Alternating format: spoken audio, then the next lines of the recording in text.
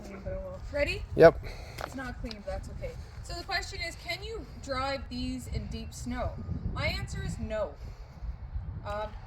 You should be driving in snow that doesn't hit the bottom of your enclosed mobility scooter, whether it's the Cruise or it's the Nexa. The Nexa is a little more protected underneath, but you can still go through deep snow where you're going to plow snow and it's going to be caught in between the skid plate underneath and the bottom of it, and that's not good either. So the answer is no. Can you drive them all year round?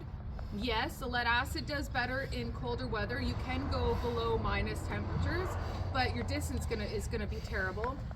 But you're gonna wear out your enclosed mobility scooter faster, any e-bike for that matter. When you expose it to salt and snow and moisture, they wear more. Actually, here's a good, Darren, look at this. So this is our customer's Cruise. She got this last December. She's put 3,000 kilometers on it. She's ridden it all season, clearly, with 3,000 kilometers. So you can see the components under here have aged. Those are not going to rust out.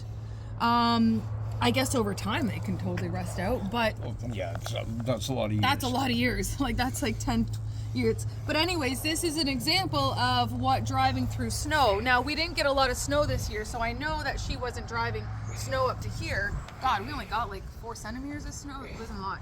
So that's actually a perfect example. So yes, in small snow, but you have to be a lot more careful. Darren was saying you can get better tires for these. You'd have to really research for that, but you can put bigger tires, but they can't be too big where you don't get the clearance. But can you? Yes. Too much? No. Don't go out in snow that's past there, and you just don't know what's underneath this snow. You're gonna slip out.